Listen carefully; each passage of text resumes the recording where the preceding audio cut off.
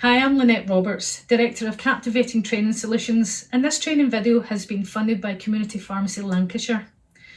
Now, this video is all about wastage in community pharmacy that is affecting pharmacies' capacity to have time to deal with their workload, to expand into new services.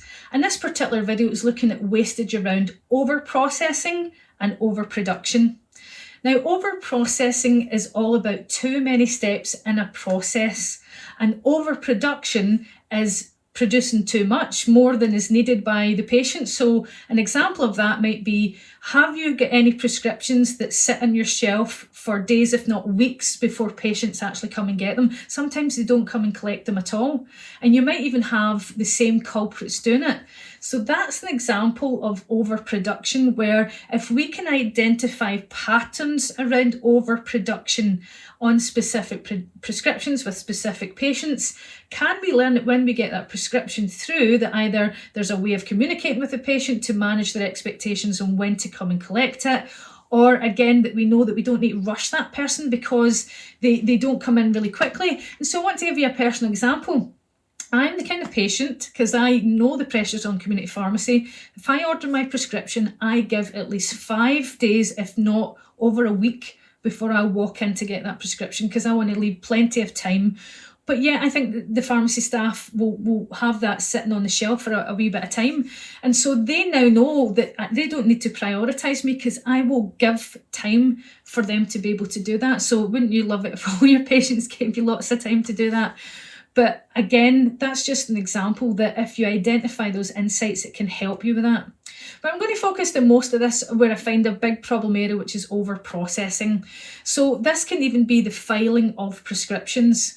Now, I had an example where the over-processing or issues around this affected my own grandmother, where she went down to a local chemist for her tamoxifen prescription, and they said, actually, we don't have your prescription here, you're going to have to go back up the road, phone your GP. So she did, she phoned the GP, the GP said we sent it through, and there was this back and forth. And that was getting lots of people involved, taking up lots of time, her time, their time, and it turned out that they did have their prescription, her prescription, it was just misfiled, it was put in the wrong place. And so that's an example of how the processing can affect our capacity. So let's look at other ones. So the best example of over-processing is owings. Now, over-processing, like too many steps. Now, obviously, if we're having to do owings, then it's a duplication of work that's just hoovering up your time. So what can you do about that? Now, it's all about data. So if you remember the root cause analysis model, and if you haven't, if you don't remember it, you don't know anything about it, then there's a video about it in Community Pharmacy Lancashire. And this video tells you that it's all about finding out what the problem is and getting the data, like getting more information about like what's causing this problem.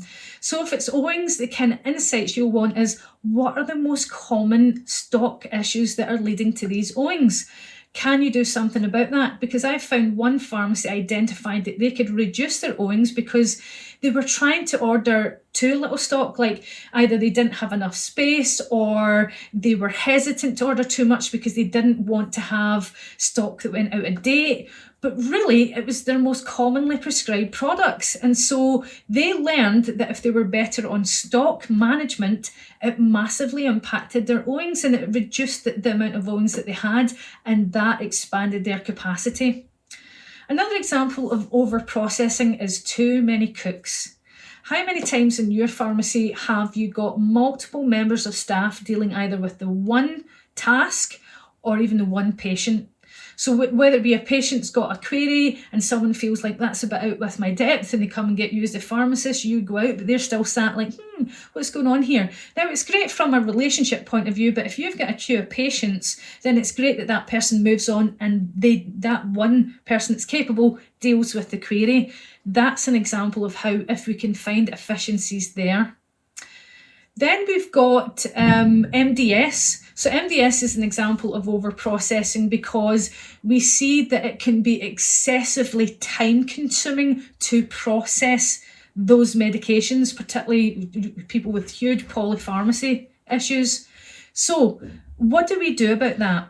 Now, there are some difficult business decisions to be made where some businesses have said we're not going to do MDS anymore because it's not actually delivering enough efficiency for the business. It's too time consuming. It doesn't give us enough funding.